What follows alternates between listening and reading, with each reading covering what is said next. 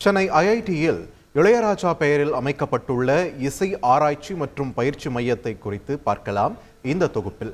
ஆசை, கோபம், மகிழ்ச்சி, கவலை, காதல் என்று மனிதர்களின் ஒவ்வொரு உணர்ச்சிகளையும் தன் இசையால் உலகுக்கு உணர்த்திய ராகவேந்தன் இளையராஜா. ஒரு காலத்தில் படத்தின் காட்சிக்கு பின்னால் நிரப்பியே ஆக வேண்டும் என்ற கட்டாய சடங்காகத்தான் இருந்தது பின்னணி இசை.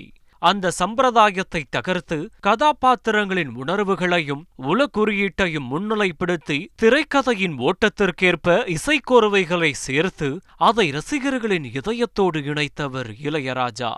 தேனி மாவட்டம் பண்ணைபுரம் என்ற சிறிய கிராமத்திலிருந்து வந்து இன்று உலகமே வியக்கும் இசை சக்கரவர்த்தியாய் வலம் வருகிறார் இசைஞானி இளையராஜா. 1976 வெளியான அன்னக்கிளி படம் மூலம் திரைத்துறையில் தொடங்கிய இளையராஜாவின் இசைப்பயணம் 48 ஆண்டுகளை கடந்தும் இன்றும் ஒட்டுமொத்த தமிழ் சமூகத்தின் இதய கீதமாக தொடர்கிறது.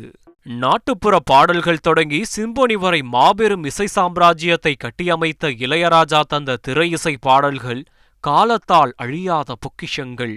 இளையராஜா எனும் ஆகச்சிறந்த ஆளுமையின் பேராற்றலை பல நூறு ஆண்டுகள் பறைசாற்றும் வகையில் அவரது பெயரிலேயே இசை ஆராய்ச்சி மையம் மற்றும் பயிற்சி பள்ளியை தொடங்கி அசத்தியுள்ளது சென்னை ஐஐடி. மாஸ்ட்ரோ இளையராஜா இசை ஆராய்ச்சி மற்றும் பயிற்சி பள்ளி மையத்திற்கான கல்வெட்டை அவரே திறந்து வைத்து அடுத்த அத்தியாயத்தை தொடங்கி வைத்திருக்கிறார்.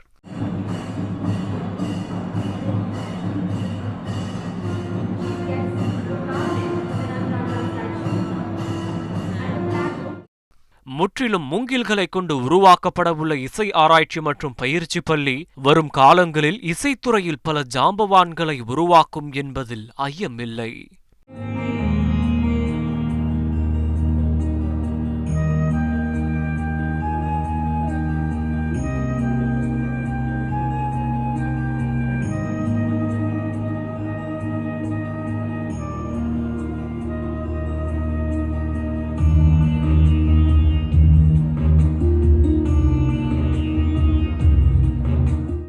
இது குறித்து மனம் நெகிழ பேசிய இளையராஜா, கிராமத்திலிருந்து இசை கற்றுக்கொள்வதற்காக வந்தேன். ஆனால் இன்று வரை நான் இசையை கற்றுக்கொள்ளவில்லை. இசை எனது மூச்சாக மாறிவிட்டது என்றார். மேலும் அவர் இந்த ஆராய்ச்சி மையத்தில் 200 இளையராஜாக்கள் உருவாக வேண்டும் என்றும் பெருமிதத்தோடு தெரிவித்தார்.